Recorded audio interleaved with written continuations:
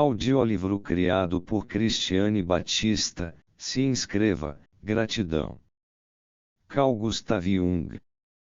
Parte 2. 1. Introdução. Antes de ocupar-nos com o material sobre o qual se baseia esta segunda parte, parece-me indicado recapitular a estranha linha de pensamentos que a análise da poesia de Matthew revelou. Embora esta poesia seja muito diferente do hino ao Criador que a precedeu, um exame mais profundo da nostalgia pelo sol levou a ideias mitológicas básicas que se aproximam muito das considerações feitas em relação à primeira poesia, o Deus Criador, cuja natureza dupla aparece nitidamente em Jó. Com as bases da segunda poesia adquire uma nova qualificação de ordem astral mitológica, ou melhor, astrológica. O Deus se transforma no Sol, e com isso encontra uma expressão natural que está além da fragmentação moral no Divino Pai Celestial e no Diabo. O Sol, como observa Renan, a bem dizer é a única imagem racional de Deus, seja sob o ponto de vista primitivo, seja sob o prisma das ciências naturais de hoje. Nos dois casos o Sol é o Deus Pai, do qual vivem todos os seres vivos e que é o fecundador e criador, a fonte de energia de nosso mundo. No Sol, como objeto natural que não conhece dilema íntimo, a discrepância que se apoderou da alma humana pode desfazer-se harmoniosamente. O Sol não é só benfazejo, pois também pode destruir, razão porque a figura do zodíaco do calor de agosto é o leão destruidor de rebanhos, que o herói judaico Sansão mata para salvar a terra moribunda desta praga. Mas a natureza peculiar do Sol é queimar, e parece natural aos homens que ele queime. Também brilha igualmente para justos e injustos e faz crescer tanto seres úteis quanto nefastos. Por isso o Sol é adequado para representar o Deus visível deste mundo, a força propulsora de nossa própria alma a que chamamos de libido e cuja essência é produzir coisas úteis e nocivas, boas e más. Esta comparação não é um mero jogo de palavras, como nos mostram os místicos, quando, por introversão, descem para as profundezas de seu próprio ser, encontram em seu coração a imagem do Sol, encontram sua própria vontade de viver que, com razão, posso dizer com razão física, é chamada Sol, pois nossa fonte de energia e vida é o Sol. Assim, nossa vida fisiológica como processo energético é inteiramente Sol. Um exemplo da mitologia hindu mostra a natureza especial desta energia solar contemplada interiormente pelo místico. Das explicações da terceira parte do Svetasvatara Upanishad reproduzimos os seguintes trechos, que se referem a Rudra. 2. Pois existe só um Rudra, eles não admitem um segundo, que dirige todos os mundos com seus poderes. Ele está por detrás de todas as pessoas, e depois de ter criado todos os mundos, ele, o protetor, os recolhe no final dos tempos. 3.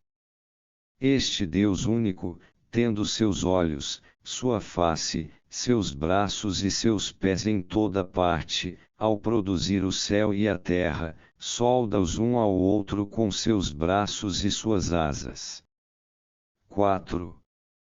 Ele, o Criador e mantenedor dos deuses, Rudra, o grande vidente, o Senhor de tudo, ele que outrora fez nascer Hiranyagarbha, possa ele prendar-nos com bons pensamentos. Terceira Adhyaya, P244S. Figura 25 Quadro do Deus Sol. Nabuapauidina, rei da Babilônia, cerca de 870 a.C., faz oferendas ao Deus Sol. Estes atributos mostram nitidamente o Criador universal e, nele, o Sol, que é alado e espreita o mundo com 1000 olhos, confronte com figura 26. As passagens seguintes confirmam o que foi dito e acrescentam ainda a importante particularidade de estar o Deus contido também na criatura individual. 7.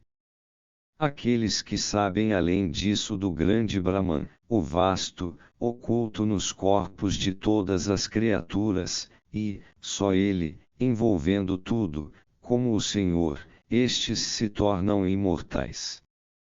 8. Eu conheço esta grande pessoa, Purusha, de brilho solar para além das trevas. O homem que o conhece realmente passa por cima da morte, não há outro caminho a seguir. 11. Ele mora na caverna, do coração, de todos os seres, ele impregna tudo, por isso ele é onipresente Siva, terceira Beadeia, P245S. O poderoso Deus, o semelhante ao Sol, está dentro de cada um, e quem o conhece é imortal. Prosseguindo no texto, chegamos a novos atributos que explicam de que forma Rudra mora dentro do homem. 12. Esta pessoa, Purusha, é o grande Senhor, ele é o Criador da existência, ele possui o mais puro poder de alcançar tudo, ele é luz, ele é indestrutível. 13.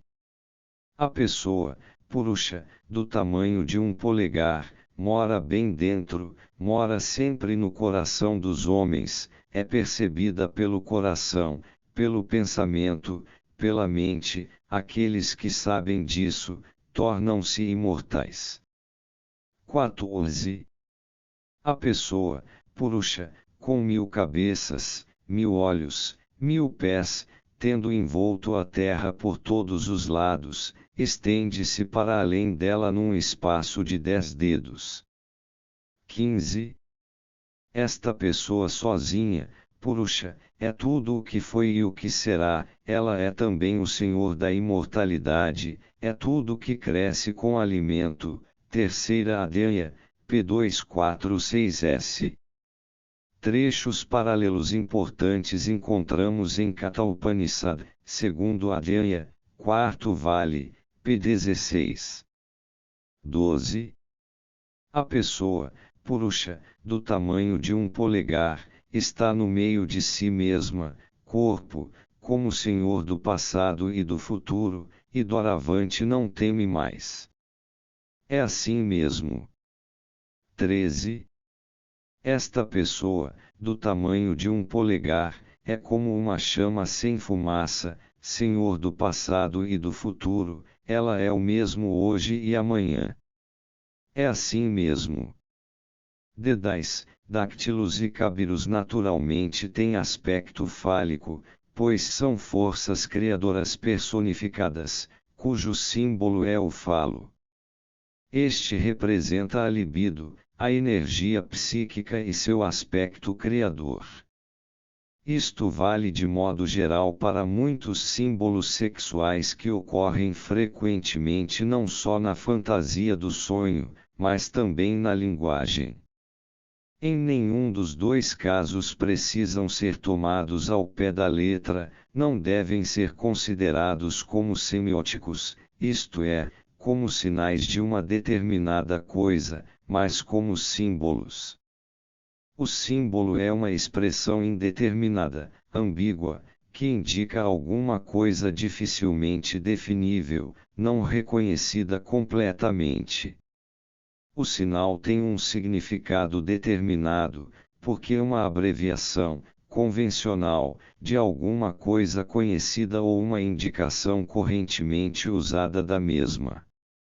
Por isso o símbolo possui numerosas variantes análogas, e quanto mais possuir, tanto mais completa e correta é a imagem que traça de seu objeto.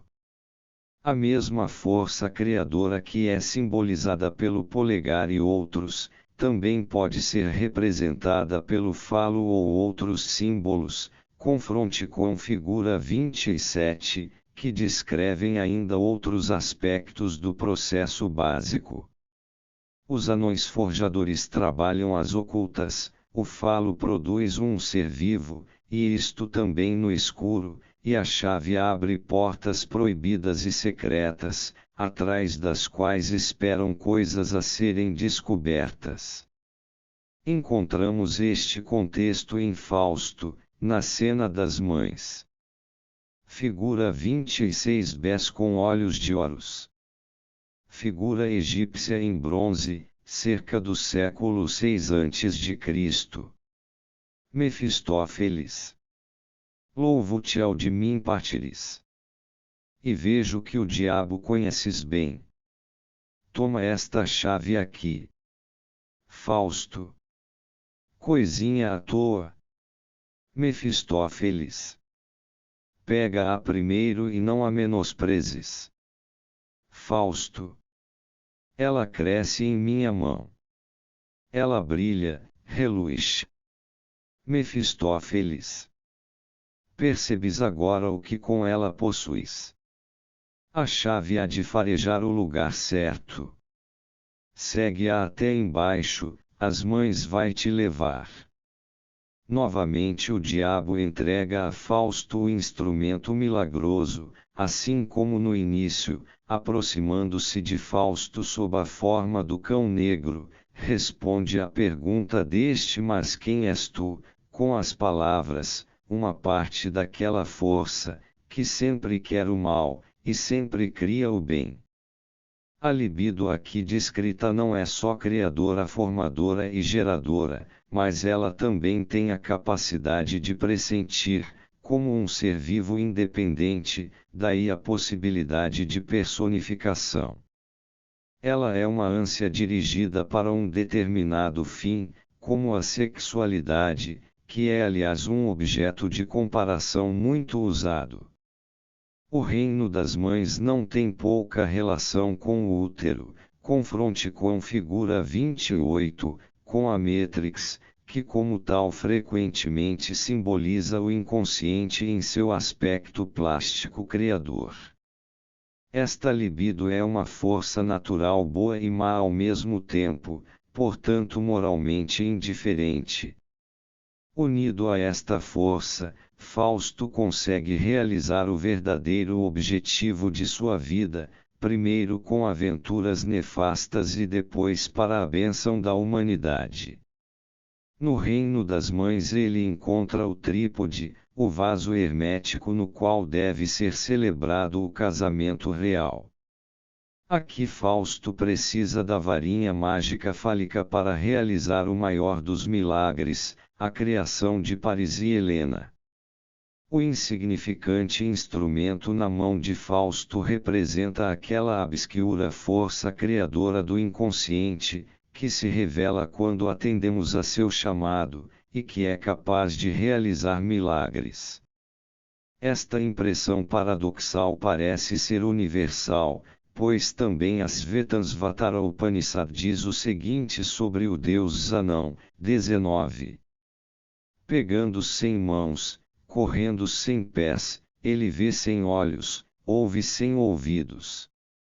Ele conhece o que pode ser conhecido, mas ninguém o conhece, chamam-no o primeiro, o grande ser, Purusha. 20. O si mesmo, menor que pequeno, maior que grande. Terceira Adhyaye, p. 248. Figura 27 O deus da fecundidade Frey. Figura fálica em bronze, de Södermanland, Suécia, século XI. O símbolo fálico muitas vezes representa a divindade criadora, para o que Hermes é um excelente exemplo.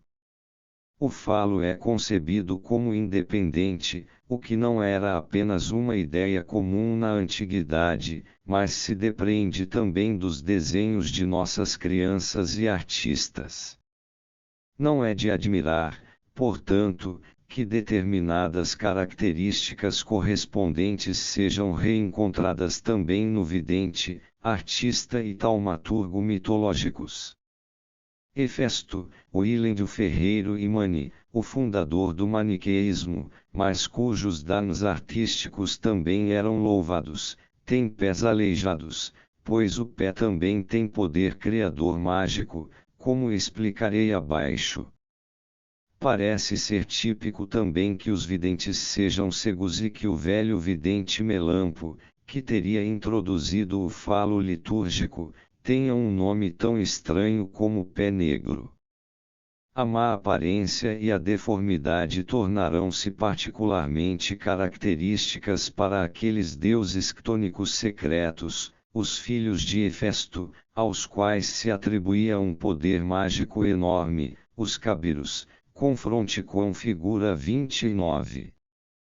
Seu culto samotrácico está intimamente mesclado com o do itifálico Hermes que, segundo o relato de Heródoto, foi levado à Ática pelos pelasgos. Chamam-se também palavra em grego, os grandes deuses. Seus parentes próximos são os dáctilos idálicos, dedos ou polegares, aos quais as mães dos deuses ensinaram a arte de forjar, a chave encontrará o lugar certo / segue-a para baixo, que ela vai te levar às mães. Eles foram os primeiros sábios, os mestres de Orfeu, e inventaram as fórmulas mágicas efésicas e os ritmos musicais. A desproporção característica que mencionamos acima no texto do Upanishad e no Fausto encontra-se também aqui, onde o poderoso Hércules era considerado como um dáctilo. Os gigantescos frígios, os hábeis servos de Reia, também eram dáctilos. Os dois Dioscuros relacionam-se com os Cabiros e também usam o estranho barrete pontiagudo, Pileus, próprio destes misteriosos deuses, e cujo uso se propaga a partir de então, como um secreto sinal de reconhecimento. Atis usa o barrete frígio, Pileus, assim como Mitra, confronte com figuras 20 e 49. Este capuz tornou-se tradicional para os deuses ctônicos infantis de hoje, os gnomos. Figura 28 A caverna geradora. Segundo um lienzo mexicano, a figura do anão evoca a imagem do menino Deus, do Pio e a Eternus, palavra em grego, do jovem Dioniso, Júpiter Anchuro, Teidas, etc.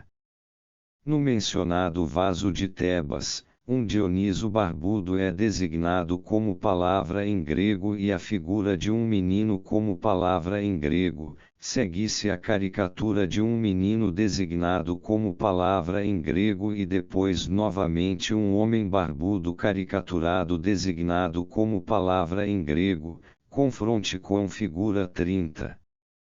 Palavra em grego a rigor quer dizer fio, mas na língua órfica é usado para semente.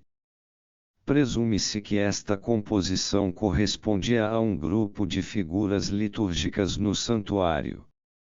Esta hipótese coincide com a história do culto, assim como é conhecida, seria, supõe-se, um culto originalmente fenício de pai e filho, de um cabiro velho e um cabiro jovem, que foram mais ou menos assemelhados aos deuses gregos. A figura dupla de Dioniso adulto e menino prestava-se particularmente bem a esta assimilação. Este culto também podia ser chamado de culto do ser humano grande e pequeno. Ora, Dioniso sob vários aspectos é um deus em cujo culto o falo era elemento importante, como no culto argivo de Dioniso Touro.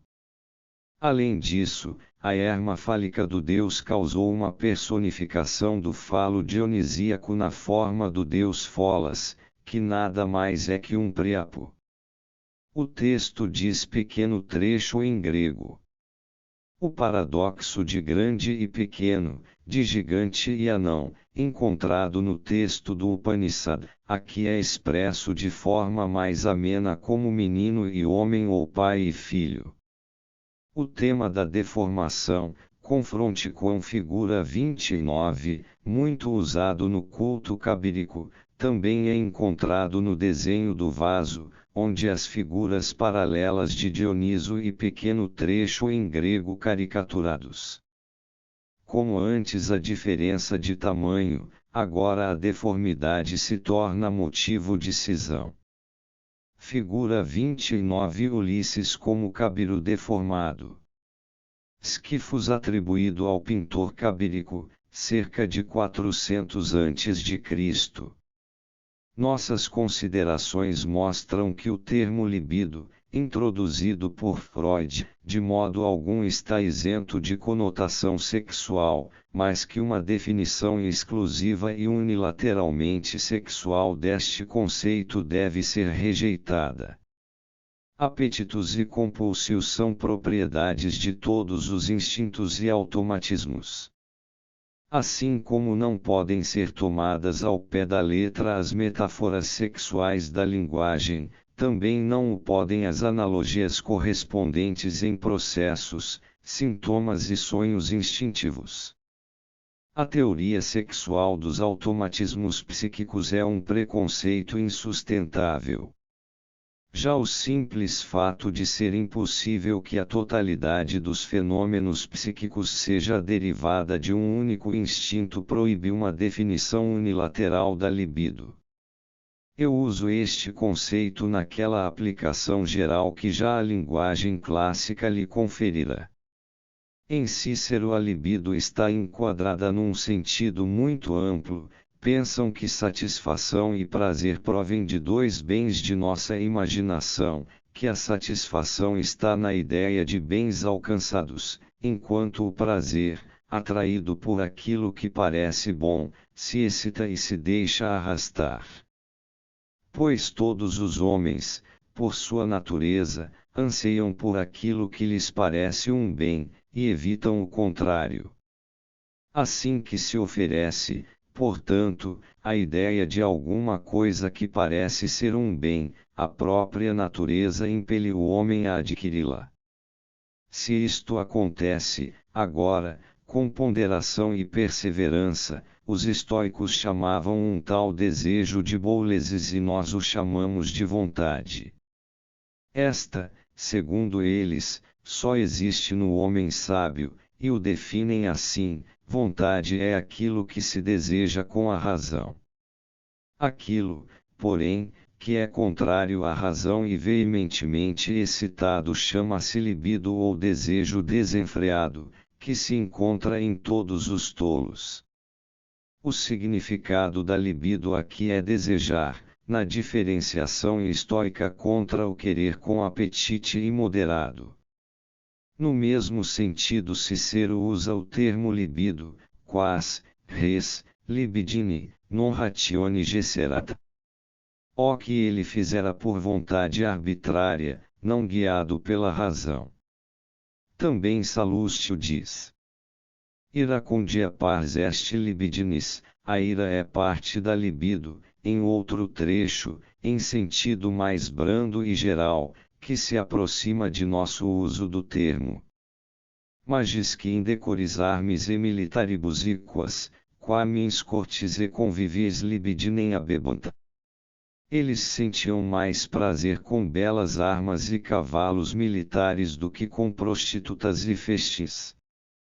Também, quod tibi bona libido fuerit patria e etc. Se tu tivesses real interesse por tua pátria. O emprego de libido é tão geral que a frase libido est seri quer dizer apenas eu quero, me apraz. Na frase aliquam libido urinae lacessit, libido tem o sentido de ânsia. Também o significado de volúpia sexual é antigo. Bem a propósito, Agostinho define a libido como um generale vocabulum hominis cupiditatis e diz: existe um impulso para a vingança, que se chama ira, um impulso para ganhar dinheiro, que se chama ganância, um impulso para triunfar de qualquer maneira, que se chama obstinação, um impulso para gabar-se que se chama jactância. Existem, portanto, muitos e variados impulsos, alguns dos quais também têm nomes próprios, enquanto outros não. Quem, por exemplo, poderia encontrar facilmente uma expressão para o impulso de dominar que, como se pode provar, é da maior importância na mente dos tiranos e nas guerras civis. Figura 30 Banquete do Cabiro. Esquifos do pintor Cabírico, cerca de 435 a.C. Para ele, libido é um apetitus como fome e sede, e no que toca à sexualidade diz, a volúpia é precedida por um desejo que se sente na carne, como que um apetite pela mesma, como fome e sede etc. Com este emprego clássico e geral do conceito coincide também o contexto etimológico do termo libido, libido ou lubido, com libe, mais antigo lube, agrada, e libens ou lubens igual com prazer, com vontade, sânscrito. Lubyati igual sente forte desejo, lobayati igual deseja excitadamente, lubjaga igual ávido, lobaga igual desejo, cobiça, gata. Liufs, antigo alto-alemão liub igual querido. Acrescentasse gata. Lubais igual esperança, e antigo alto-alemão lobão igual louvar, elogio, glória. Búlgaro antigo ujubiti igual amar, ujubai igual amor, lituano liaupsinti igual louvar, glorificar. Podemos dizer que desde Robert Mayer o conceito de libido no campo da psicologia funcionalmente tem o mesmo significado que o conceito de energia no campo da física.